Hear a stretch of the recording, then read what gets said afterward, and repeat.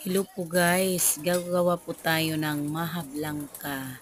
Ayan po ang ating mga ingredients, nandiyan na po sa lamesa. At ang ating kakang gata, nariyan na rin po, ayan.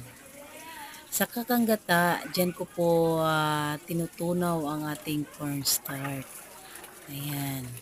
Ayan po, isinalang na po natin ang ating kakanggata. Pagkakulo niyan, ibubuhos na po natin ng dahan-dahan sa mahinang apoy ang ating tinunaw na cornstarch sa gata. Ayan po.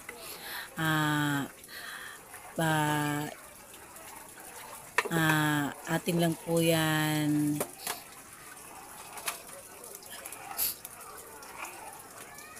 halu-haluin. Ayan po. Ayan na po siya. Medyo malapot na po ang ating tawag yan, mahablangka. Ayan po.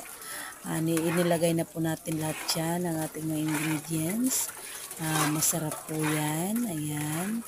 Lalagyan na rin po natin ng mais. Ayan po.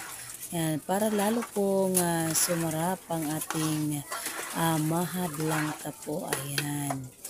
Napakadali po yan gawin. Ayan po, nandiyan na po ang ating finished product. Ayan po. Yummy yummy po. Binudburan po natin ng dinurog na mani. Ayan po.